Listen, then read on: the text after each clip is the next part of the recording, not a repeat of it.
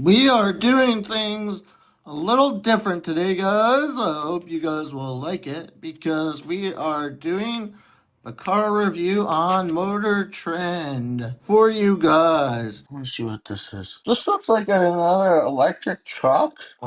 Let's take a look. The batteries look like they're in the middle here. That looks like maybe it's something to do with the batteries as well. But I don't get it. It can be battery, gas, and electric, and a hybrid all at once. So is it more a hybrid or is it gas more? Because look at this picture here. That's showing electricity going in. Oh, and that's the electric motor. Um, is it going to be a Hemi, is what I'm wanting to know myself, or is it just a gasoline vehicle?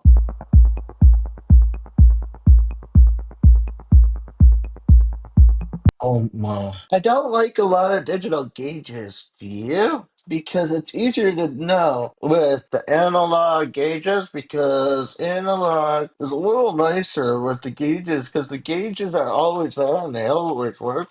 See, like some of these modes for gasoline vehicles, it's ridiculous now.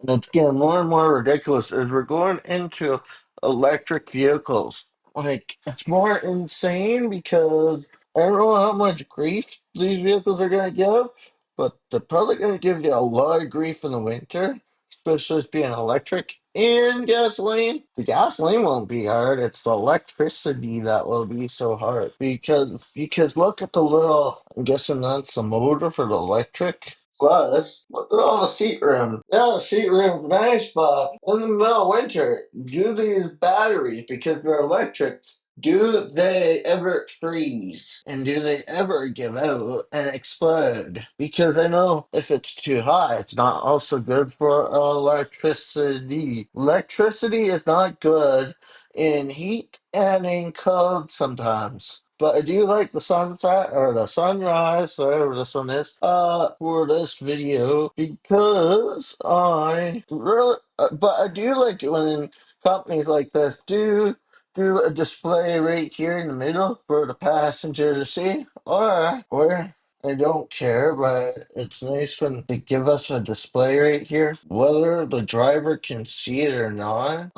It's nicer for the music and stuff like that. But yeah, but it looks like it'd be a nice cockpit for. Well, nice. Yeah, I guess it is a cockpit because it is like where the driver gets all the controls, and that's what a cockpit is. And you can see some of the tuning that you can tune the vehicle with. Sometimes right here in the center on the radio. These radios are getting way too technical for some of these drivers because we can't even drive straight always on gasoline vehicles. But we can drive now flying cars as well. That's the other freaky thing. And if you see some of these cars can control more than anything else. Like sometimes you can even on these center displays where the radio is, you can now watch TV, Netflix, or whatever you want to do. This is why when we're recording videos,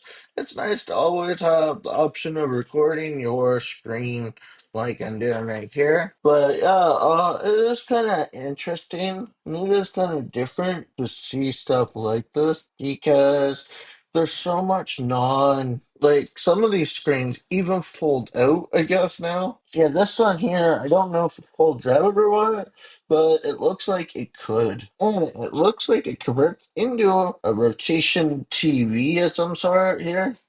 Uh, but if it does, that's cool too.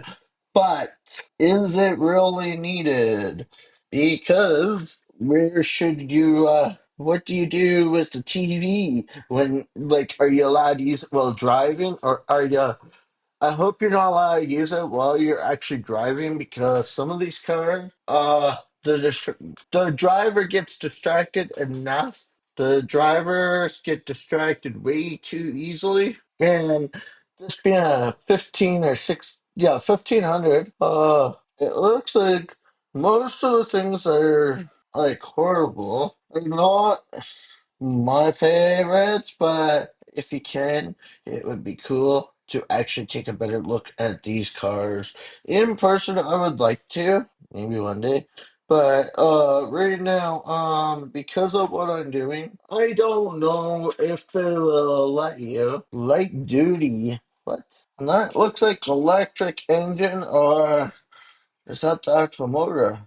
That might be the actual motor. But look at all the stuff going on with this body and this frame. But the left side's actually looking, no, the right side's actually looking so busy that it looks like there's more weight on that right side than what's on the left. And I don't know if that's totally good because I think that if the tire blows, a flipping hazard, but I'm not sure. This is part of the battery right here, and yeah. So if this is part of the battery, and then these six cells, yeah, because there's six. So there's this one, these two in the middle. One, two, three, four, five, six. And that looks like the gas tank, whether it is or not. Looks like there's a lot of compartments. It looks like this is where you fill up the gasoline, and then that's where you actually charge.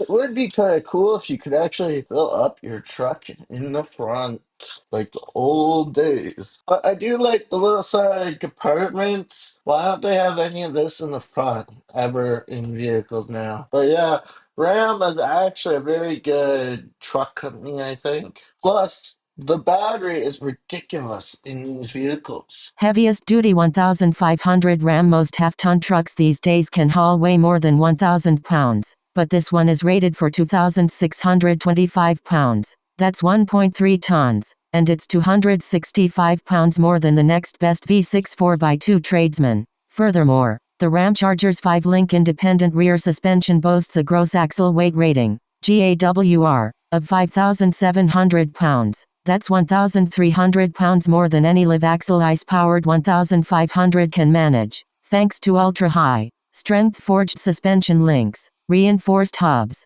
and those 8-wheel studs and lug nuts securing the wheels. The Ramcharger is also rated to tow 14,000 pounds with a load distributing hitch. The i6-powered 4x2 tradesman tops out at 11,600 LS. Ram will offer no gooseneck or fifth-wheel hitch option. As for curb weight, we're told the battery adds a half-ton, nudging the total to a claimed 7,500 pounds. Power to tow and haul. As we've detailed before, this is an electric truck with an onboard generator. Propulsion is always provided by 2 permanent magnet motors, rated 335 HP/310 lb-ft front, 333 HP/310 lb-ft rear, with each spinning a hefty 15-1 reduction gear. The onboard Penchester V6 engine is tuned to send 271 HP and 226 lb-ft of torque directly into the 271 HP generator. From there, energy can go directly into the battery, directly to the front and rear motors, or it can send a little to all three. Peak acceleration requires engaging sport mode, which draws max power from the battery and generator, summing to 647 HP and 610 lb-ft of torque overall to deliver a claimed 0-60 miles per hour time of 4.5 seconds. Conversely, when the battery is completely depleted, the most power you can draw is some efficiency percentage of the 271 horsepower the generator can make, and that's a brief peak number, with continuous horsepower being 174 horses.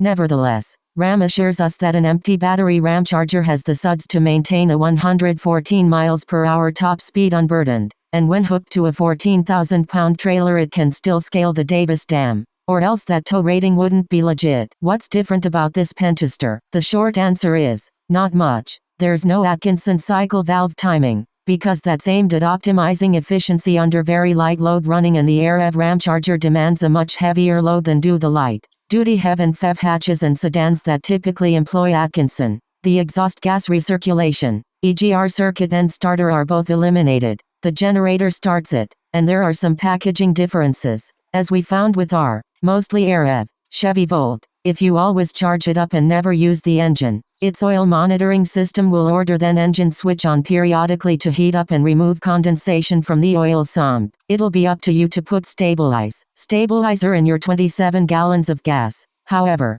and unless you're primarily towing or driving long distances and hence using the engine much of the time, operating costs should be lower, because engine use monitoring should greatly extend the change interval for oil, filters, etc. For those wondering why the V6 instead of the 2-liter turbo, Propulsion Chief Engineer Joe Tokacs explains that the best solution is the simplest one that works and meets the requirements, noting that the 4 cost more and presented more noise and vibration challenges. No motorboating absolute peak efficiency would demand the engine fire and run at its efficiency peak with a constant drone, or possibly to rev way up, and then slowly decrease revs as vehicle speed builds. But real world people have demonstrated little patience with such counterintuitive noise signatures. So with the V6's running, there is programming to force it to follow pedal motion to some extent. Of course, extensive sound deadening means that many folks reportedly fail to correctly identify the point when it fires during electric plus operation. Drive modes controls on the left side of the steering wheel toggle through these drive modes: auto, climb in and switch on, and the default auto and electric plus modes will maximize efficiency by driving in full EV mode until the battery is depleted, and by disconnecting the front powertrain via automatic hub disconnects whenever driving on dry roads at speeds above 12 to 18 miles per hour. All other modes leave the front hubs engaged for full-time AWD. Sport mode engages the hubs, fires the engine, and tunes all powertrain and air suspension settings for max performance. Tow mode fires the engine when the usable battery capacity reaches 35%, which we're told is after 39 miles with a 14,000-pound trailer, with the gas engine extending that to 266 miles. And a snow mode? Are you kidding? Snow mode relaxes the accelerator setting to simulate a low torque. Second gear start. Off-road low mode simulates the creep capability of low range by providing high torque low speed creep capability as you release the brake pedal. Note that Ramchargers all get air suspension and an electronic locking rear differential. Off-road high eliminates the creep but maintains the less aggressive pedal response to allow precise wheeling at more normal speeds. One pedal driving button switches on the right side of the steering wheel toggle one pedal driving mode, which provides max regen down to a stop on and off, and allow for tailoring of the amount of regenerative braking. Switches arrayed around the rotary shifter by the driver's right knee control the electric plus, default charge depleting, e-save, charge sustaining, and eco modes. The latter reduces the peak power available and provides for more relaxed driving, while also optimizing HVAC to provide max range. Hill descent and axle lock buttons are also located here. Heating and cooling. The engine won't ever fire up just to warm the occupants. There's a 10 kW electric heater for that purpose, and the AC is also fully electric. The low-voltage system also manages heated seats and steering wheel more efficiently than in an ICE Ram. 3 cooling circuits serve the truck, operating at 3 different temperatures: the ICE engine at 212 degrees, the battery at 95 degrees, and the power electronics at 77. When and how much? Returning Ram boss Tim Kuniskas refused to be drawn out on exact dates, dollar amounts, or even speculation on trim-level offerings, but he confirmed deliveries will begin in the second half of 2025, and when extolling the virtues of an RF truck with a bunch of hypothetical figures, his pretend battery cost was $100 kWh and his spitball truck starting price was $69,995. We're betting both prove close to accurate. I am hoping you guys are liking this video so far, because I have part 2 coming up, because I only want to post this on my other channel, and then I'll post the other part on the main channel. The full video will be on my main channel, but I want to see how many views I can get on my second channel.